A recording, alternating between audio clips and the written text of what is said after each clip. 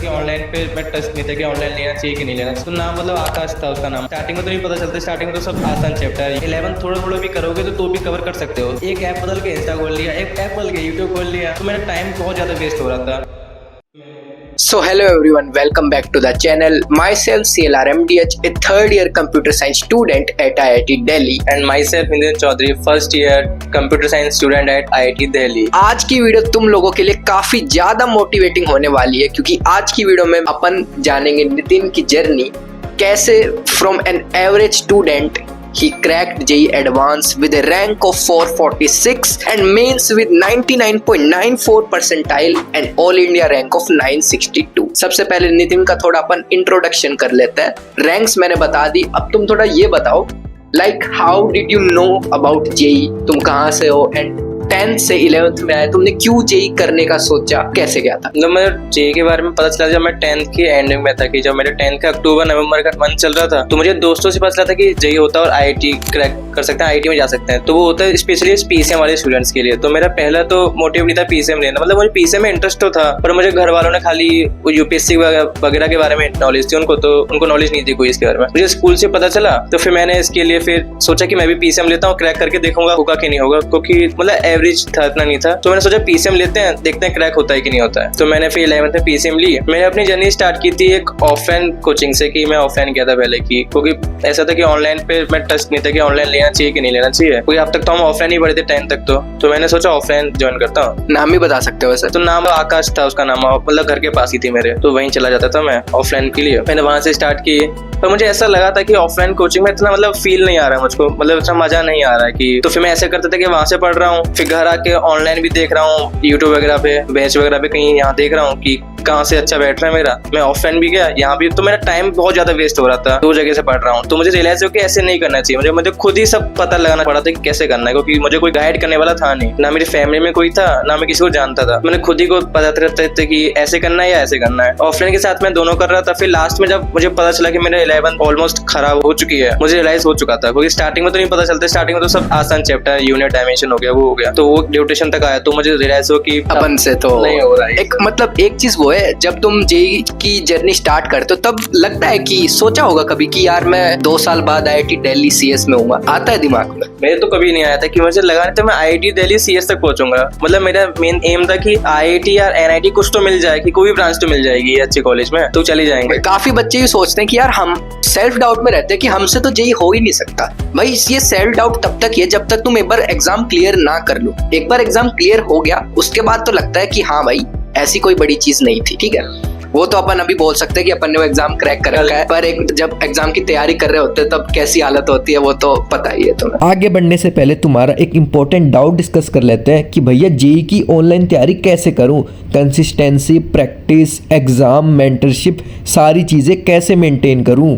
यार एक बात तो समझ जाना कि सिर्फ लेक्चर देखने से कुछ नहीं होगा, इन सारी चीजों का एक प्रॉपर सिस्टम होना बहुत जरूरी है। इसी प्रॉब्लम को सोल्व करने के लिए PW ने एक कंप्लीट सिस्टम बनाया है, इन्फिनिटी प्रो। इसमें तुम्हें मिलता है modules, RTS offline test series, 1-to-1 mentorship, PW Pi access, digital modules, goodies plus tracker, मतलब फुल सिस्टम। अगर तुम ये सारी चीजें PW में ही अलग अलग लोगे तो अराउंड 30,000 से ज्यादा की कॉस्ट आएगी, लेकिन इन्फिनिटी प्रो में ये पूरा सिस्टम 14,000 रुपए में मिल जाएगा। तो बस कंफ्यूज रहने की बजाय एक सिस्टम फॉलो करना एंड क्लियर डायरेक्शन में पढ़ते रहना। मतलब तुम्हारी 11th उतनी अच्छी तो नहीं गई? 11th मेरी, मतलब 11th मेरी काफी, मतलब इतनी बेकार भी नहीं गई थी, मतलब मीडियम भी नहीं गई थी, मतलब मीडियम से बेकार ही थी कि कुछ चैप्टर का बैकलॉग भी रह गया, चैप्टर भी अच्छे से नहीं हुए, क्वेश्चन प्रैक्टिस भी कुछ चैप्टर्स की रह गई, तो मतलब बेकार ही थी 11th। अच्छा चलो एक चीज ये बताओ कि सिर्फ 11th से ही मान लो JEE आता तो क्या तुम्हारा हो जाता सिलेक्शन? फिर तो मेरा कुछ नहीं होता। अगर 11th से JEE आता ना, 11th के एंड में देता, तो मेरा कुछ नहीं होना था। JEE मेंस भी क्रैक, कट ऑफ भी क्लियर नहीं होती, कुछ नहीं होता मुझे से। वही बात है। तो फिर मतलब ऐसा क्या हो गया एक साल में कि 11th में अगर एग्जाम दिला ले तो तुम्हारी कट ऑफ ही क्लियर नहीं हो रही, एंड 12th के बाद जब तुमने एग्जाम दिया, ड्रॉप ईयर तो नहीं था? नहीं, ड्रॉप ईयर तो नहीं था। तो 12th के बाद एग्जाम दिया तो IIT दिल्ली CS में हो, तो एक साल क्या इनफ है? मतलब आई थिंक तो इनफ है, कुछ जादू वादू नहीं करा हो तो तुमने? तो इनफ है, मतलब अगर तुम बहुत ज्यादा पढ़ रहे हो ना, तो मुझे लग रहा है एक साल में भी मैं कर सकता था। वेल 11th में मैंने इतना कुछ ज्यादा पढ़ा नहीं था, अगर मैं 12th में थोड़ा सा एक्सटेंड कर लूँ, मतलब थोड़ा मेरे कह सकते हैं कि कम नंबर आए, पर 12th में भी मैं ऐसा कि स्कोर तो कर सकता था अच्छा, जितना अभी है उससे थोड़ा कम, पर काफी डेफिनेटली अच्छा कर सकता था मैं 12th से भी, 1 साल से भी कर सकता हूँ मैं। मतलब जो बच्चे अभी 12th में जाने वाले हैं, जिनकी 11th उतनी अच्छी नहीं गई है, वो ला सकते हैं एक अच्छी रैंक, एक अच्छे अपनी ड्रीम IIT में ड्रीम ब्रांच ला सकते हैं ना। कोई ऐसा तो नहीं है कि ये एकदम इम्प्रैक्टिकल चीज है, इंसान कर रहे हैं ना ये, मतलब अगर मैं भी कर रहा ना, मैं बताता हूँ क्या करना चाहिए तुमको। अगर तुम्हें 11th तुमने अच्छे से कुछ नहीं पढ़ा अच्छे से, तुमने कुछ तो सीख, अगर तुमने कुछ चीज तुमने एक चीज सीखी, तुम्हें क्या नहीं करना है, तुमने 11th में वो तो सीख लिया, तुम्हें क्या नहीं करना है, और तुमने अगर वो चीज अच्छे से अप्लाई कर ली 12th में, और 12th में वो चीज रिपीट नहीं करी, 12th अच्छे से कर ली, और ट्राई करो 12th के साथ 11th भी कर लो। मतलब मैंने तो 12th में की 11th दोनों पैरेलल चलाए कि दोनों कर लूं। अच्छा हाँ, एक ये चीज और, जिन बच्चों की अभी 11th अच्छे से नहीं गई, काफी बच्चे ये सोचते हैं कि यार मैं 12th अभी स्टार्ट नहीं करता हूँ, मैं पहले 11th है ना वो अच्छे से कंप्लीट कर लेता हूँ 2-3 महीने लगा के, उसके बाद मैं लेट 12th स्टार्ट करता हूँ। क्या तुमने भी ऐसा करा था? या फिर जब 12th में बैच स्टार्ट हुआ था, तुमने अपनी 11th जो पेंडिंग है उसे पेंडिंग ही रहने दी उस पॉइंट पे एंड 12th स्टार्ट कर दी थी, या फिर खुद ऐसा कोई प्लान बनाया था? नहीं, मैंने ऐसा बनाया था कि मेरे 11th मैं बताया कि 11th मेरे अच्छे से नहीं गई, तो मेरे चैप्टर बैकलॉग ऑफ कोर्स रह गए थे, तो मैंने ऐसा किया था कि 12th पढ़ रहा हूँ पर मैंने 12th को पेंडिंग नहीं किया। 12th जैसे स्टार्ट हुई बैच में मैंने स्टार्ट कर दी, और जो 11th के चैप्टर्स रह गए थे मैंने 12th के साथ साथ ट्राई किया कि उनको साइड बाय साइड करते चलो। ऐसा नहीं कि मैं हर दिन 11th कर रहा था, मैं कुछ दिन 11th करता था, पर ऐसे 12th 1 साल की है, तुम 11th थोड़ा थोड़ा भी करोगे तो भी कवर कर सकते हो। मैंने कुछ मंथ्स में जो बैकलॉग थे वो कवर कर लिए। 12th में मेरी मस्त चल रही थी, और मैंने बिल्कुल ऐसा था कि मैं पढ़ता था कि 11th में ऐसे था चिल, वैसा कुछ नहीं किया मैंने। 12th में अच्छे से पढ़ा, 11th भी कवर करी, 12th भी कवर करी, और फिर लास्ट में आते आते मेरे 11th 12th खत्म, उसके फिर मेंस दे दिया, उसके बाद तो रेस्ट इज हिस्ट्री। ठीक है, तो लाइक मेन इश्यू बच्चों को यही आने वाला है कि यार अब 12th के साथ अपन को 11th पैरेलल में करनी कैसे है। तो तुम्हारा एक डेली टाइम टेबल क्या था 12th में? क्योंकि 11th की तो तुम्हारी मैं बात करना नहीं चाहूंगा, क्योंकि 11th तो अच्छी नहीं गई, तो 12th में कैसे कमबैक करा? एक तो यू है ना, एक बार नया नया इंसान जी की तैयारी कर रहा है, 1 साल तो उसे यही समझ में लग जाता है कि एक्चुअल में ये चल क्या रहा है। 1 साल में उसने सीख लिया कि हाँ भाई ये ऐसे था, मैं इतना पानी में हूँ, ये मेरी औकात है। AIR1 IIT बॉम्बे CSC तो नहीं हो पाएगा, थोड़ी रियलिटी चेक मिलते हैं। उसके बाद 12th में तुम्हारा टाइम टेबल कैसे क्या था? कब उठते थे, क्या कैसा क्या? कोई ऐसा टाइम टेबल फिक्स कर रखा था कि इस समय उठूंगा, इस समय पानी पीऊंगा, ऐसा कुछ? मैंने 12th में 11th में एक्सपेरिमेंट किए अपने साथ। 11th में तो मैंने ज्यादा नहीं किए, पता नहीं क्यों मैंने उसमें एक्सपेरिमेंट में ज्यादा नहीं किए और अच्छी भी नहीं गई थी। पर 12th में मैंने सोचा कि अलग अलग ट्राई करता हूँ। मैंने 12th में स्टार्ट, मतलब मेरे बचपन से था कि मैं सुबह जल्दी उठ के पढ़ता था और रात में जल्दी सो जाता था, तो मैंने 12th में भी कंटिन्यू किया टाइम टेबल। मैं सुबह उठ रहा हूँ तो मैं ट्राई कर रहा हूँ कि जो मेरे थ्योरी वाले चैप्टर्स हैं या नोट्स हैं उनको रिवाइज कर लिया एक बार, क्योंकि सुबह सुबह फ्रेश सा माइंड है तो याद हो जाते थे मुझे। तो मैंने एक बार वो याद किए। फिर मैंने सोचा लो मैथ्स, तो मैं उनको खत्म करती मैथ्स के क्वेश्चन लगाता था, क्योंकि मुझे मजा आता था कि सुबह उठती फ्रेश माइंड है, मैथ्स या फिजिक्स के क्वेश्चन लगा लिए। फिर ब्रेकफास्ट का टाइम हो गया, थोड़ा खा लिया, थोड़ा यहाँ वहाँ घूम के फिर वापस बैठ के केमिस्ट्री या जो चैप्टर मैंने पहले कर लिया, मतलब फिजिक्स कर लिया, तो मैं उस टाइम में केमिस्ट्री या मैथ्स में से कुछ उठाऊंगा, अच्छा सा कवर करूंगा। और फिर ऐसे कुछ कर लिया अगर मान लो तुम्हारा, मैं बताता हूँ एक चीज की, अगर तुम्हें समझ नहीं आ रहा चैप्टर, अगर तुम्हें कुछ समझ नहीं आ रहा है चैप्टर अगर डिफिकल्ट है, तुम उसको 2 मिनट साइड रख के तुम दूसरा सब्जेक्ट उठा लो और उसके क्वेश्चन प्रैक्टिस करो, और फिर कुछ देर उसे करके वापिस मैं उस सब्जेक्ट पर जाता था, तो मेरा दिमाग ऐसा होता कि थोड़ा फ्रेश हो जाता था, तो मुझे समझ ज्यादा आता था। ऐसे ही शाम तक गए, शाम तक बैच क्लास ले ली मैंने, फिर रात हो गई तो रात में मैं सोचा 11th रिवाइज कर लेते हो, 11th तो करनी है ना, तो मैंने रात में 11th पढ़ ली, थोड़ी 12th भी पढ़ ली, साथ साथ में नोट्स रिवाइज कर लिए। एंड 11th के चैप्टर्स फिर कहाँ से कंप्लीट कर रहे थे? 11th के चैप्टर भी मैं बैच से ही देख लेता था, वीडियोस वगैरह रात, मतलब मैंने पहले 12th की वीडियोस देख ली, फिर 11th की मुझे सोचा कि आज ये चैप्टर करना है, तो जल्दी से उसकी वीडियोस देखी, 2x पे देख ली, और फिर नोट्स वगैरह देख लिए, क्वेश्चन प्रैक्टिस कर ली, तो ऐसी रात निकल गई मेरी, फिर वापस सुबह कंटिन्यू। एंड देखो यही बात है कि अब है मेहनत तो करनी पड़ेगी। अगर आसान होता तो, अब तुम खुद सोचे ना, तुम एक दिन में 12th की क्लासेस भी कर रहे हो, थके आ रहे हो, नोट्स वगैरह बनाए, क्वेश्चन प्रैक्टिस कर रहे हो, फिर उसके बाद तुम्हें 11th के लिए भी टाइम निकालना है, तो है टफ तो है पर डूएबल है। ऐसा नहीं है कि इम्पॉसिबल है, करा जा सकता है। एक बार कंसिस्टेंट हो गए ना, एक बार तुम्हें आदत लग गई उस चीज की, तो कैसे ये एक और बताते हैं, गेम की ये माइंडसेट का गेम है। अगर तुम ये सोचोगे ना कि तुम खाली एक दिन में 12th ही कर सकते हो, तुम 12th भी नहीं कर पाओगे। अगर तुम ये सोच रहे हो कि मैं 12th 11th दोनों कर सकता हूँ, क्या दिक्कत है, मुझ में है इतना पावर कि मैं दोनों करूंगा, तो तुम दोनों कर लोगे आराम से। ये मत सोचना कि 12th में 12th ही कर पाऊंगा मैं, तो मैं इतना स्मार्ट नहीं हूँ। तुम ये माइंडसेट रहा तो सोचो कि मैं दोनों कर सकता हूँ। मान लो 12th ही 11th 12th दोनों तुम्हारी, सुबह 12th करो दिन में, रात में 11th करो, बस ये सोच के मैं करता रहता था। एंड एक चीज जो तुमने बताई कि तुम 11th के नोट्स बना रहे थे, 12th में बना रहे थे। हाँ, तो नोट्स में दोनों बनाता था। तो एक तो अपने कॉलेज के कोई सीनियर है जो बोलते हैं कि नोट्स नहीं बनाने चाहिए, जिनकी 4 महीने में ही 247 रैंक आ गई। भले अपन ने अपनी उतनी अच्छी रैंक नहीं आई, अपन ने करी है 1 साल तैयारी करी है, तो मतलब इंसानों के लिए बात करें जो 1 साल या 1.5 साल जितना भी तुम्हारे पास समय, तुम 11th में हो 12th में हो, जो 1-1.5 साल पढ़ने वाले उन्हें नोट्स बनाने चाहिए या फिर नहीं, नॉर्मल ह्यूमंस के लिए। देखो अगर तुम नॉर्मल हो, भगवान नहीं हो उनकी तरह, तो आप नोट्स बना लो। मैंने तो नोट्स बनाए थे। मतलब ऐसा है कि अगर तुम नोट्स नहीं बनाओगे, तुम्हें इतना तुम्हारा दिमाग है वो कोई मेमोरी कार्ड थोड़ी तो सेव कर लोगे इसमें। तो नोट्स लिखोगे और लिखने में भी तुम्हें याद होता ही है। मैं लिखता था, याद हो रहा है नोट्स मुझे, तो फिर नोट्स मैं बनाता था। और नोट्स से एक और फायदा है कि तुम टेस्ट में, जब टेस्ट आ रहा है तो रिवीजन कहाँ से करोगे, लेक्चर थोड़ी देखोगे वापस, नोट्स पढ़ोगे। और तुम नोट्स बनाओगे तभी तुम शॉर्ट नोट्स बना पाओगे।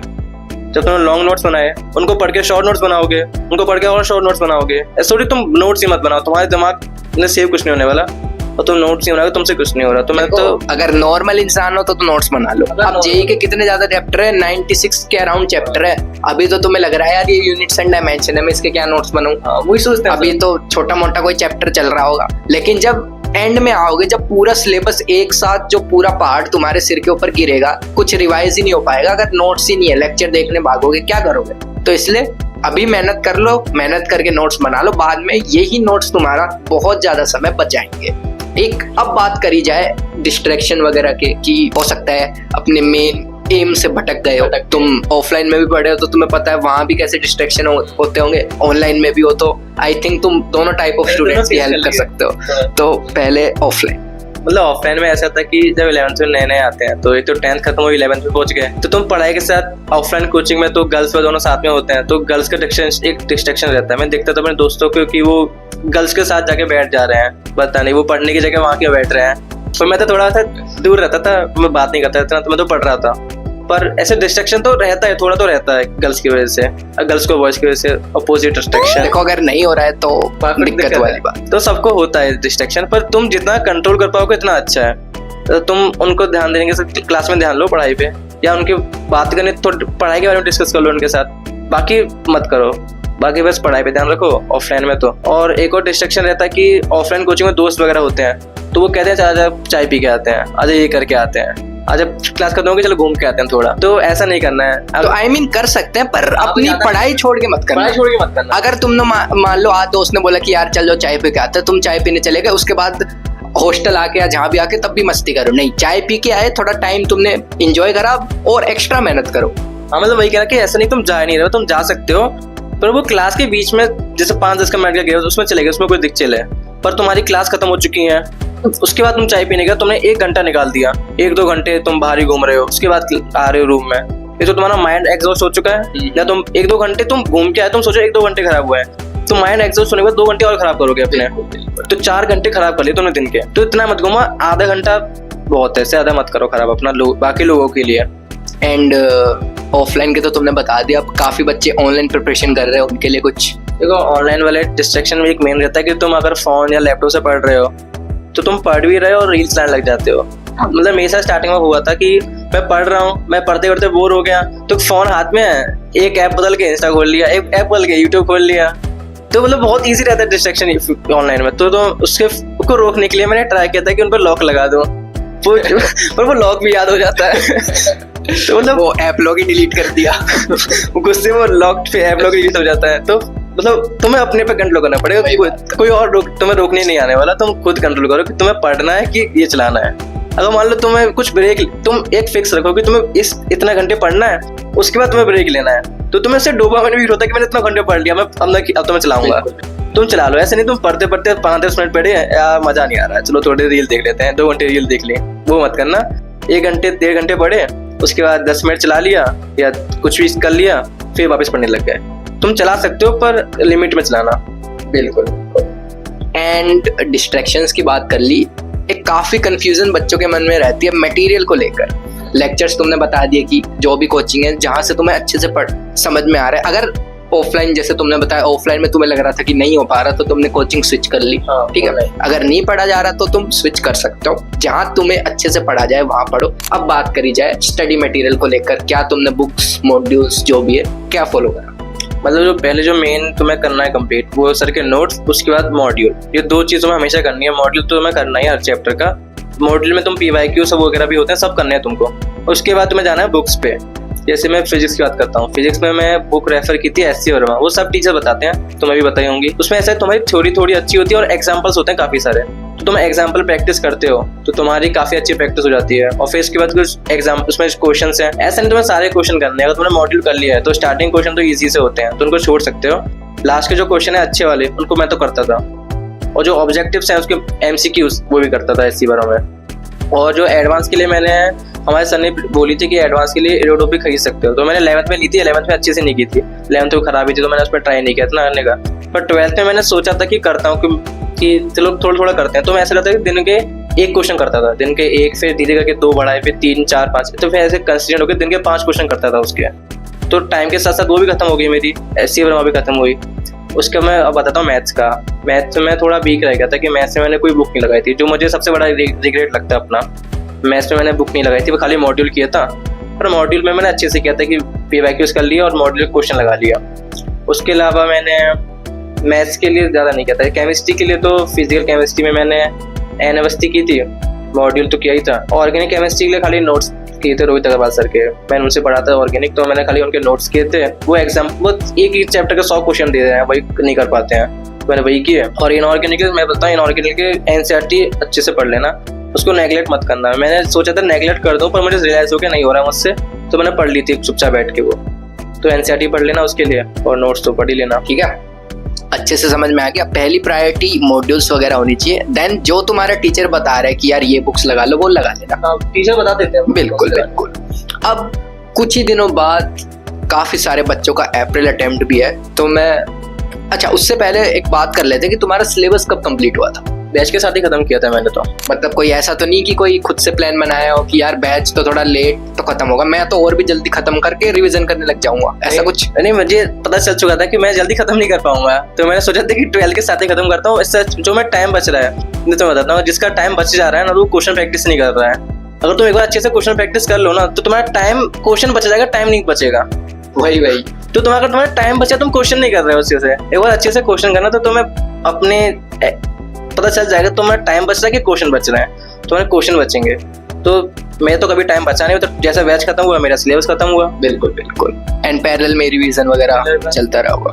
मतलब टीचर्स के जितना साथ साथ चलोगे उतना बेटर है। खुद से यार प्लान तुमने बना के देख लिए होंगे, एंड उसका रिजल्ट शायद तुम्हें मिल गया होगा। कुछ लोग, मेरे दोस्तों को मिल गया था। मतलब कुछ लोग सोचते हैं कि हम नहीं देखेंगे, हम 2x पे देखेंगे, यहाँ वहाँ से पढ़ लेंगे, और हम बस लेक्चर, वो उनका मेन फोकस रहता था कि लेक्चर खत्म कर देंगे। उनको लगता था लेक्चर खत्म, चैप्टर खत्म। बिल्कुल। तो मुझे लगता था कि लेक्चर खत्म तो कुछ नहीं करता हूँ, अभी क्वेश्चन करूंगा तब समझ आएगा क्या कितना हुआ है मुझसे।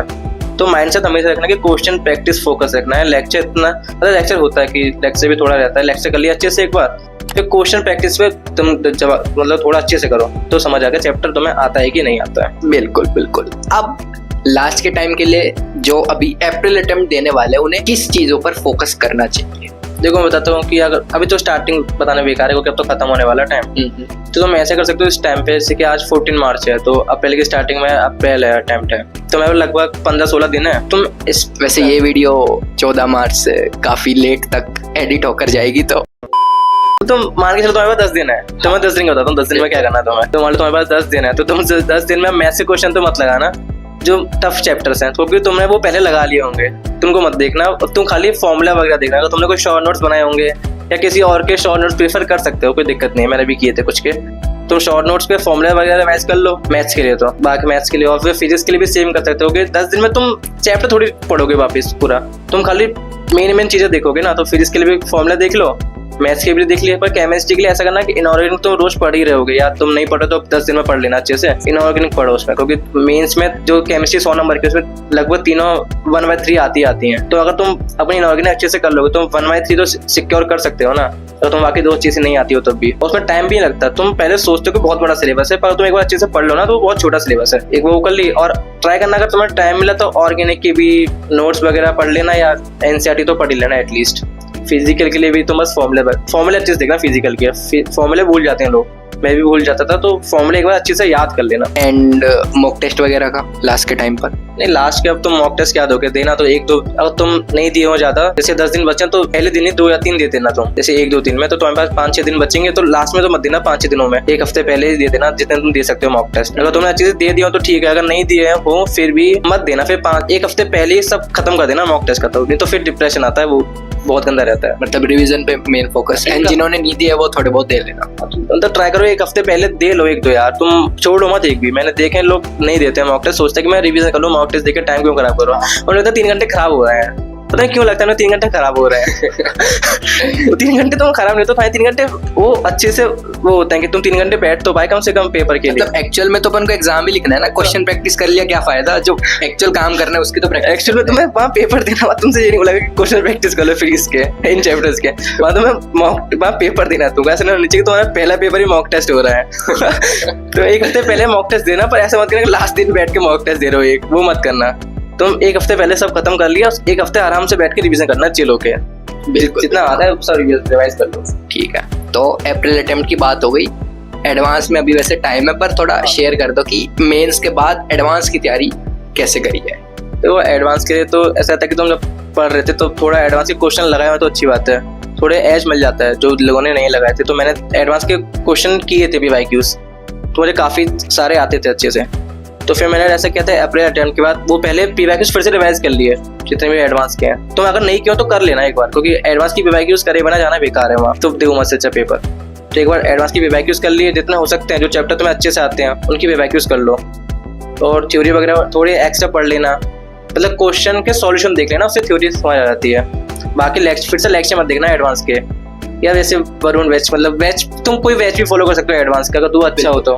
बाकी तो तुम बुक्स वगैरह का अगर तुमने पहले अगर तुमने पहले अच्छे से PYQs लगा लिए हैं तो तुम सेकंड टाइम PYQs लगाओगे तो जल्दी हो जाएंगे। और जब भी अगर तुम्हारे PYQ लगाने टाइम बच गया तो तुम कोई बुक कर सकते हो सिलेक्टेड क्वेश्चन किसी के, या रिवाइज कर सकते हो फिर से सेम चीज। तो एडवांस में ऐसा नहीं कि 1 महीने का खेल है, एडवांस तो जब तुम पढ़ रहे हो तभी से प्रैक्टिस होती है उसकी। 1 महीने तो जब जेई प्रिपरेशन करना स्टार्ट कर दिया तभी से स्टार्ट होती है, ऐसा कोई अलग से थोड़ी। उसके कोई ऐसा नहीं होता कि तुम मेंस 2 खत्म होने के बाद उसकी प्रैक्टिस कर रहे हो, वो प्रैक्टिस नहीं होती, वो कुछ नहीं होता है, वो रिवीजन करना होता है उस टाइम पे एडवांस के लिए भी। जैसे मेंस के लिए रिवीजन होता है ना बीच में गैप में, ऐसे वो गैप होता है एडवांस के रिवीजन के लिए, तो उसमें एडवांस के रिवीजन करना, कोई टॉप नहीं कर पाओगे तुम उसमें इतना। बिल्कुल। अब पढ़ाई की बातें तो हो गई, अब इन बच्चों का जो एंड गोल है IIT, तुम अब थोड़ी बताओ लाइफ कैसी चल रही है IIT में, कितना समय हो गया यहाँ पर? अब तो सेम 2 चल रहा है मेरा, सेम 2 भी आधा खत्म हो गया, मिड सम हो गए थे मेरे। कैसा क्या एक्सपीरियंस रहा?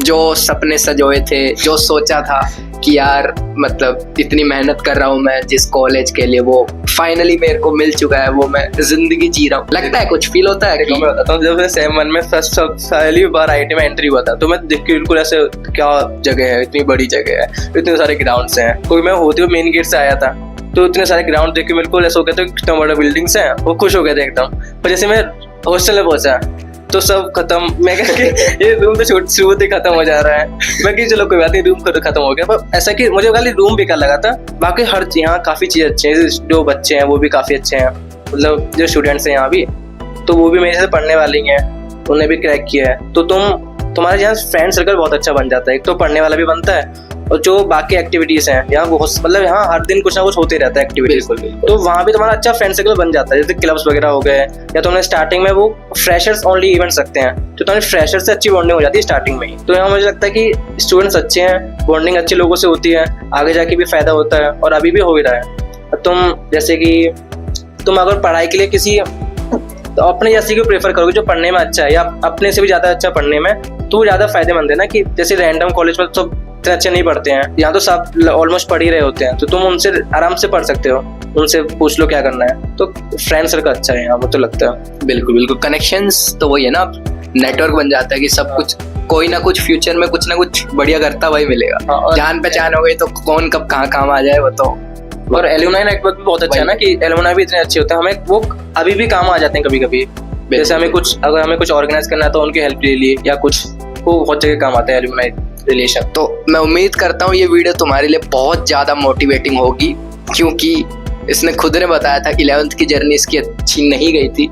जो जेई 2028 वाले बच्चे हैं वो खुद सीख लो, तुम्हारे पास तो 1 साल और एक्स्ट्रा है, ठीक है। जो 11th वाले हैं जिनकी अभी 12th स्टार्ट होने वाली है, उन्हें अच्छे से समझ में आ गया कि भाई 12th के साथ साथ पैरेलल में 11th कैसे निपटानी है कि एक साल के अंदर अपन अपने ड्रीम कॉलेज में पहुंच जाएं। एंड जो अप्रैल अटेम्प्ट वाले बच्चे हैं उन्हें भी बता दिया कि इस एंड के समय पे किन बातों पे फोकस करना चाहिए। मुझे लगता है कि जैसे मैंने कर लिया ना एक साल में 11th थोड़े खराब होने के बाद भी 12th में कर लिया, अगर जिनकी मुझसे भी ज्यादा खराब होगी वो भी कर सकते हैं। अगर वो ये ना सोचे कि 11th बर्बाद है मैं 12th भी नहीं कर सकता, अगर वो रियल माइंड से लेकर 12th में एंटर हुए तो वो खत्म है उनका गेम। मैंने ऐसा माइंड सेट लिया था कि मैं 11th बर्बाद चलो कर ली, अगर इतनी भी नहीं की थी मैंने, पर फिर मैं सोचा कि जितनी भी खराब हुई मैं 12th में सब रिपीट नहीं करूंगा, अच्छे से बैठ के पढ़ूंगा, कोई डिस्ट्रैक्शन नहीं, बिल्कुल शांति से पढ़ूंगा। 12th के साथ से 11th मैंने ऐसे माइंडसेट के साथ स्टार्ट की थी, तो दोनों में करता रहता था, तो दोनों खत्म हो गए मेरे आराम से। तो तुम भी कर सकते हो अगर तुम माइंडसेट अच्छा रखोगे कि मैं कर सकता हूँ। ये मत रखना कि मैं शायद नहीं कर पाऊंगा, शायद वर्ड मत रखना, ये रखना कि कर सकता हूँ मैं, I can do it. And खुद ही तुम सोचो ना कि यार इतने बच्चे जेईई की तैयारी करते हैं, इतने लोग आईआईटी में जाते हैं, ऐसे कितने सारे बच्चे होंगे जिनकी तुमसे बेकार हालत रही होगी फिर भी वो एक अच्छे ड्रीम कॉलेज में अपने बैठे होंगे। ऐसा तो हो ही नहीं सकता है कि यार भैया मेरी तो ऐसी ना, इतनी बुरी हालत तो किसी की नहीं है, बहुत लोगों की होती है भाई। अगर तुम्हारी इतनी भी ज्यादा बुरी हालत है ना तो तुम वो कहानी लिखो ना कि बाद में लोग तुम्हारी मिसाल दे कि हाँ भाई ये बच्चा था, इस इतनी बेकार हालत थी फिर भी ये आईआईटी क्रैक कर गया। ठीक है, तो बस अच्छे से अपने पढ़ते रहो। एक गोल्डन एडवाइस देना चाहोगे, आखिरी रूल, एक आखिरी की भाई ये बात दिमाग में हमेशा रखना, ऐसे कुछ? ऐसे तो तुम ऐसे में कि तुम कभी ये बात तो दिमाग में रखनी है, दिमाग ऐसे रखना कि तुम क्रैक, ऐसे दिमाग में ऐसे रखना तुम क्रैक कर सकते हो। ये मत रखना तुम कभी डाउट मत आने देना। मैंने बहुत बार डाउट लिया था, तुम डाउट से कुछ नहीं होता, तुम हमेशा रखना कि मैं क्रैक कर सकता हूँ। बिल्कुल क्रैक कर सकते हो, और तुम पढ़ते रहना रोज के रोज। कभी किसी दिन गैप हो गया तो कोई बात नहीं, 1-2 दिन कभी कहीं चले गए तो रह जाता है, मेरे भी रह जाता था, कुछ उसका रिग्रेट नहीं लेना इतना कि यार मैं 2 दिन बर्बाद हो गया, 1 दिन बर्बाद हो गया। अगर तुम अच्छे से पढ़ रहे हो तो तुम्हें 1-2 दिन से फर्क पड़ता नहीं है। अगर तुम पढ़ नहीं रहे बिल्कुल भी तो तुम्हें फर्क पड़ते हैं फिर। अगर तुम पढ़ने का तो 1-2 दिन से फर्क नहीं पड़ेगा, तो तुम आराम से पढ़ते रहना, रोज पढ़ना, कंसिस्टेंसी रखना, लेक्चर्स फॉलो करना, नोट्स करना और मॉड्यूल्स करना, बस हो जाता है फिर तो। और माइंडसेट तो रखना ही अपना। बिल्कुल। आई होप आज की वीडियो से तुम्हें बहुत ज्यादा हेल्प मिली होगी। अगर तुम जेईई 2028 की तैयारी कर रहे हो तो ये वाली वीडियो देख लेना, एंड 2026 की तो ये वाली वीडियो देख लेना। बाकी अपन ऐसी वीडियो और लाते रहेंगे। बाकी अपन मिलते हैं आईआईटी में, तब तक के लिए गुड बाय। Okay bye.